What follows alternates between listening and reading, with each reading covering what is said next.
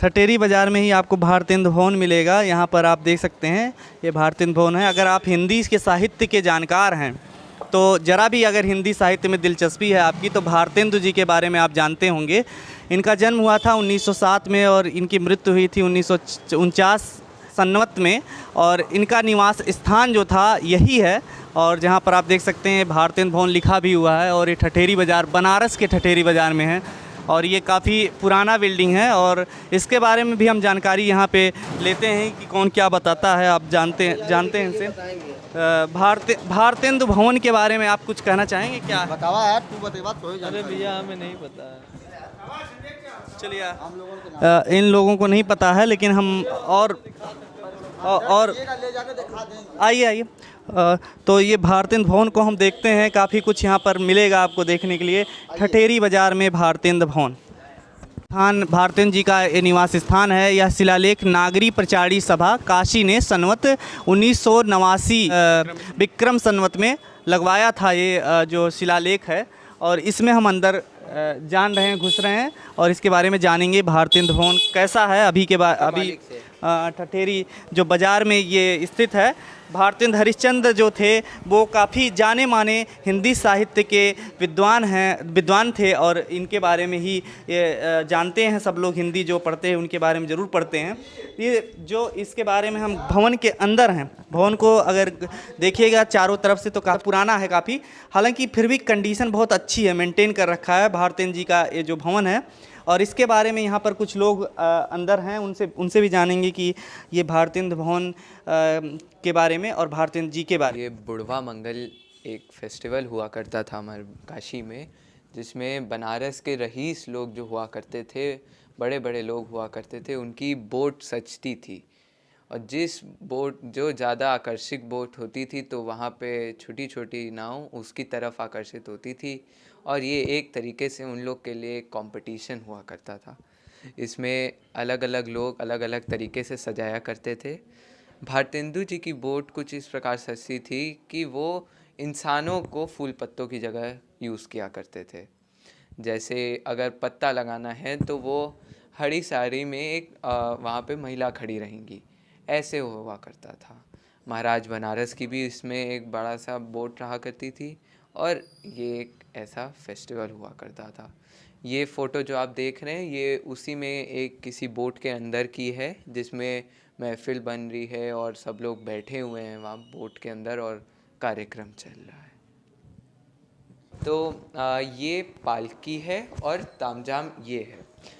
भारतेंदु जी की जो माँ थी वो इसी पालकी पे आई थी, और तब से हम लोग के घर का ये ट्रेडिशन है कि जितनी भी बहुएं आती हैं सब इसी में, दादी हो, ताई जी हो, बुआ हो, अरे सॉरी बुआ नहीं मतलब मम्मी लोग जितनी भी हैं सब इसी पे आती हैं। और ये पालकी है जिसमें दुल्हन बैठती है, और ये तामझाम है जो दूल्हा बैठता है।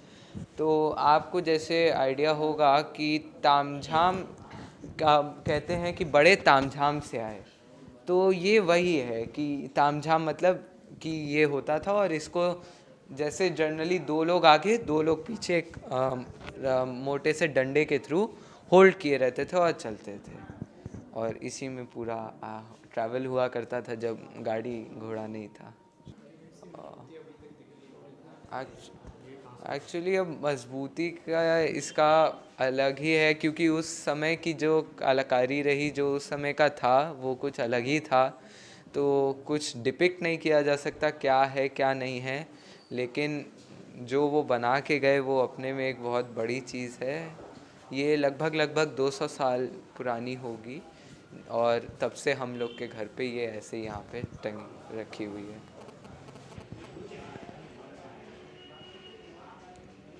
तो भारतेंदु भवन में अभी उनकी जो नई मतलब 6th पीढ़ी है यहाँ पर, वो अभी निवास कर रही है इस भवन में, और उनके जो परिवार के लोग हैं उनसे ही हम जानते हैं कि भारतेंदु भवन के बारे में। इस बारे में आप बताइए कि भारतेंदु हरिश्चंद्र के बारे में और यहाँ के इस भवन के बारे में। एक्चुअली हम लोग मुर्शिदाबाद से यहाँ आए थे 1764 में। बाबू फतेह चंद जी उनका ये ससुराल था, तो जो उनके मतलब था उनका एक ही था, तो वो इधर शिफ्ट हो गए थे। तब से हम लोग यहाँ पे उस समय ख़रीदा था और तब से हम लोग निवास कर रहे हैं। उनका एज अ पोर्ट्रेट तो कुछ नहीं है, लेकिन उनके बेटे बाबू हरकचंद, आप वो फ़ोटो देख सकते हैं, वो है बाबू काले हरकचंद जी, अब भारतेंदु जी के दादाजी। क्योंकि यहाँ पे दो हरकचंद हुए तो इनका थोड़ा सा श्याम वर्ण था, तो इसीलिए इनको काले हरकचंद जी बुलाने लगे। इनका ऐसा कहा जाता था कि ये खाना खाने के पहले एक गौदान किया करते थे रोज़, तो ऐसा ये इनका काम था और मनी लेंडिंग का ही बिजनेस हुआ करता था। फिर उनके बेटे हैं बाबू गोपाल चंद जी। गोपाल चंद जी, वो उनका लिखने में ज़्यादा था, वो कवि थे, वो लिखा पढ़ी करते थे। तो उनकी सभाएं होती थी जिसमें लोग पूरे बनारस के अलग अलग जगह के कवि सम्मेलन टाइप होता था और आके यहाँ पे बैठक होती थी और यहीं पे होता था। वहीं पे भारतेंदु जी ने अपना पहला जो उनका था, मात्र 6 वर्ष की उम्र में थे, तो जब वो 6 वर्ष की थे तो यहाँ पे सभा चल रही थी, तो उन्होंने आके बोला कि मुझे भी कविता सुनानी है। तो उन्होंने अपना जो एक कविता थी वो उनको सुनाई, तो तुरंत उन्होंने वहाँ पे उनके जो लिखने वाले बैठे थे उनसे लिखवाया और फिर उसको ऐसे उनकी शुरुआत हुई बापू भाई। फिर उनके बगल में है मतलब ले बेवड़ा थाड़े भय जय अनिरुद्ध सुदान, बाड़ा थर की सेना को अनंत लगे भगवान। तो ये उनका पहला था जो मात्र 6 वर्ष की उम्र में आया। फिर उन गोपाल चंद जी के बेटे बाबू हरीश चंद जी, इनके बारे में तो क्या ही बताया जाए, पूरा जो है आज दुनिया में है फादर ऑफ मॉडर्न हिंदी से इनको बोला जाता है। और इनका एज अ अपना कोई सन नहीं था, तो इनके ब्रदर हैं बाबू गोकुल चंद जी, तो उनकी वंशज हुई। क्योंकि इनके कोई अपना बेटा नहीं था, तो इनके जो सगे भाई थे बाबू गोकुल चंद जी, फिर उनके मतलब वंश आए। फिर उनके बेटे थे बाबू ब्रज चंद जी, ये फ़ोटो आप देख सकते हैं, हाँ, और इनका भी मनी लैंडिंग। फिर उनके बेटे बाबू कुमुद चंद जी, वो जो आप ये पोर्ट्रेट देख रहे हैं बड़ी सी, ये वो थे, ये महाराज बनारस के एडीसी थे। तो महाराज से पुराना संबंध था हम लोग का, क्योंकि बहुत शुरू से, तो इसीलिए वो एडीसी के रूप में थे। आप एक ये फ़ोटो देख सकते हैं, महाराज जब क्वीन एलिज़ाबेथ आई थी इंडिया, तो महाराज बनारस वो उनको एक वेल का बर्स्ट दे रहे थे। वो क्या हुआ था कि एक ब्रिटिश आए थे यहाँ पे, ब्रिटिशर, उन्होंने बोला था कि उनके जो इंग्लैंड में जो उनका विलेज है वहाँ पे उनको पानी की समस्या है।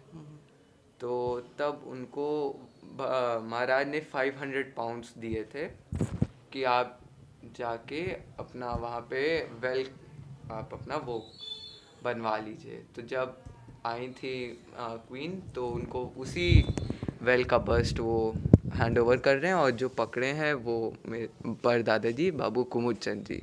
और वो आप देख सकते हैं क्वीन एलिज़ाबेथ के पीछे प्रिंस चार्ल्स भी हैं जी। और वो क्योंकि वो लाल बहादुर शास्त्री जी के साथ हमारे भारत के सेकंड प्राइम मिनिस्टर जो हुए, क्योंकि लाल बहादुर शास्त्री जी हरिश्चंद्र कॉलेज के ही पढ़े हुए हैं, तो क्योंकि दादाजी लोग मैनेजर थे तो उन लोग का विचार था, तो वो मिलने आए थे इनसे, तो ये उनके साथ फ़ोटो है। फिर उनके बेटे बाबू गिरीश चंद चौधरी, वो फ़ोटो है जी। भारतेंदु जी के चौथी पीढ़ी में, हाँ, मतलब चौथे पान में आएंगे। तो हाँ, ये प्रोफेसर थे दादाजी, बीएचयू में जियोलॉजी में डिपार्टमेंट के प्रोफेसर थे। इन्होंने बहुत काम किया। क्या नाम बताया? बाबू गिरीश चंद्र चौधरी। बाबू गिरीश चंद्र चौधरी जी। उसके बाद पांचवी पीढ़ी मेरे फादर बाबू दीपेश चंद चौधरी, वो एक्चुअली अभी बाहर गए हैं, तो फिर उनके बाद मैं कंदर्प चंद चौधरी है आप लोग के। आप अभी कर क्या रहे हैं, अपने बारे में बता दें। अभी मैं क्लास 12th में हूँ, Delhi public school Varanasi. So I am class 12th and I am in studying science from there only. ये 5वीं पीढ़ी के भारतेंदु हरिश्चंद्र जी के जो अभी जिनसे बात कर रहे थे उनकी माँ है हमारे साथ। आपका नाम क्या है? मालिनी चौधरी। जी। आपका कैसे मतलब क्या कहना है भारतेंदु जी के बारे में, बाबू भारतेंदु जी के बारे में? यहाँ पे भी कई सारे लोग आते होंगे, उनसे बात करते होंगे। हाँ, भारतेंदु जी का तो आजकल हम जो 35 उम्र की आयु में इतना बड़ा काम कर जाएं, जो आजकल के बच्चे उस समय सोचते हैं कि हम क्या करें, तो ये तो बहुत बड़ी बात है। अब यही है कि हम तो आज की नई पीढ़ी को कहेंगे कि अपने जिस भी तरफ रुझान है उसमें एकदम रुचि अपनी ला के उसको सीख के आगे बढ़ के कम उम्र में भी इतना कुछ कर जाइए कि हमेशा सब लोग उनको याद रखें। यही है। क्या लगता है आपको कि अब इस समय हिंदी साहित्य में कोई भारतेंदु जैसा क्यों नहीं बन पा रहा है? क्या उसमें कमियां हैं? आपको क्या लगता है? अब ये है कि हम अपनी मातृभाषा को, लेकिन अब आजकल के तो देखने में लगता है हिंदी के प्रति रुझान कईयों का बढ़ रहा है। लोग लिखने की कोशिश करते हैं। आजकल फेसबुक या देखिए खूब अच्छे अच्छे सब लेखन के नए नए साइट्स बन गए हैं और लोग लिख के डाल रहे हैं।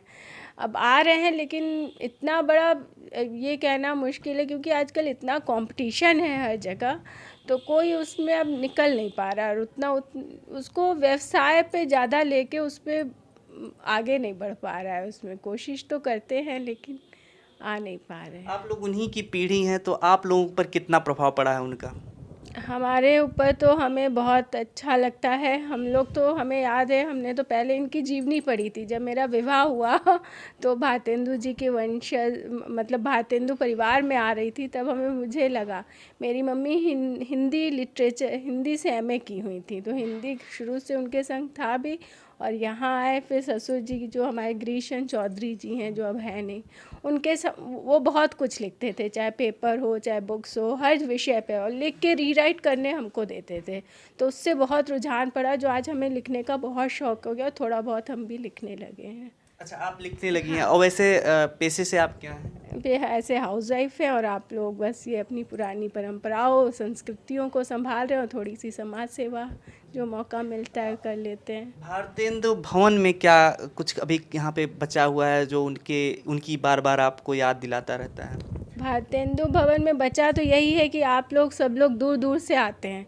जो हम लोग आज पुरानी चीज़ों को संभालना आसान काम नहीं है, लेकिन शायद यही चीज़ प्रेरित करती है, जो वो इतना कुछ कर गए, हम उनके भवन को ही उसको उसी रूप में सुरक्षित करके और उसी रूप में ला के आप पूरे समाज और विश्व में मतलब जो आए उसे संतोष हो कि हाँ वो चीज़ मेंटेन है, बनी हुई है। तो इस भवन में आप कब आई, और मतलब इस भवन का कब ये बना, उसके बारे में थोड़ा सा बता दीजिए। बना तो ये नहीं पता, ये हमें पता है कि 250 साल से ये परिवार रह रहा है, और मेरी शादी के भी अब 99 में हुई थी, तो 22 साल तो होने आ ही रहा है, 20-22 साल तो तब से रह रहे हैं, और यहाँ कोई चेंजेस नहीं हुआ है। जहाँ सुनते आए सब वैसे ही एज इट इज़ हम लोग ने रखा हुआ है, और उसी को ही हम लोग मेंटेन करते हैं। आप मतलब सरकार क्या भारतेंदु जी की जो आगे मतलब उनकी चीज़ों को सुरक्षित रखने के लिए, उनके जो मतलब चीज़ें हैं उनको कैसे आगे बढ़ाए, उस बारे में सरकार से आप क्या कुछ कहना चाहेंगे? सरकार तो कर ही रही है काम का, हर मतलब अपनी संस्कृति सभ्यता सबको बहुत आगे बढ़ा रही है, और काशी पे तो विशेष ध्यान दे ही रही है। बस ये चाहेंगे नई पीढ़ी लोग उसको समझें और उसकी उपयोगिता को समझें और अपने से उसको बढ़ाएं, और सरकार के साथ भी चलें। सरकार जो बात कहती है वो पूरी हो नहीं पाती है, बस ये है। गलियां हैं, यहाँ पे आने के लिए सुगम रास्ता, थोड़ी सुगम व्यवस्था हो जाए जिससे सबको आने में परेशानी न हो, यही सब थोड़ा ध्यान रखें। और सफाई का तो हाँ, मतलब इनकी चीज़ों को और म्यूजियम के रूप में भी कुछ चीज़ें की जा सकती हैं। म्यूज़ियम के रूप में भी हाँ बनाई जा सकती है। जैसे यहाँ से काफ़ी चीज़ें हम लोग ने भारत कला भवन BHU में दी हुई भारतेंदु जी की, अब वहाँ प्रदर्शित शायद थोड़ी बहुत है या नहीं है, तो ऐसे ही होना चाहिए। ऐसे म्यूज़ियम कुछ बनना चाहिए जिससे कि नई पीढ़ी जाने उसको क्या है, कैसा था। बिल्कुल, आपने देखा कि इनका भी कहना है कि भारतेंद्र जी के बारे में कम से कम यहाँ जाने, जैसे हम ही लोग ठठेरी बाज़ार में घूम रहे थे लेकिन हमें नहीं पता था कि भारतेंद्र हरिश्चंद्र जी का ये भवन है, तो सामने दिखा तो हम लोग आ गए। तो इस तरीके से लोगों को कम से कम ये पता हो कि भारतेंद्र हरिश्चंद्र जी का जन्म कहाँ हुआ, कहाँ पे उनका भवन था और क्या चीज़ें वो कैसे हिंदी साहित्य के बारे में कितना काम किए हैं, कैसे काम किए हैं। काफ़ी हिंदी साहित्य के जो जानकार हैं वो तो जानते हैं भारतेंद्र हरिश्चंद्र को, कम से कम और लोग भी जाने कैसे वे अपने भाषा से, अपनी बोली से कैसे वो उस समय टक्कर दे रहे थे। अंग्रेज़ों के ज़माने में भी अच्छी अच्छी चीज़ें लिखा करते थे और लोगों को ये मानने पर मजबूर कर दिया कि वे हिंदी साहित्य के आधुनिक जो है एक तरीके से विद्वान थे भारतेंद्र हरिश्चंद्र जी। शुक्रिया। खबरों में बने रहने के लिए फोरम 4 को सब्सक्राइब करें और नोटिफिकेशन पाने के लिए बेल आइकन दबाएं।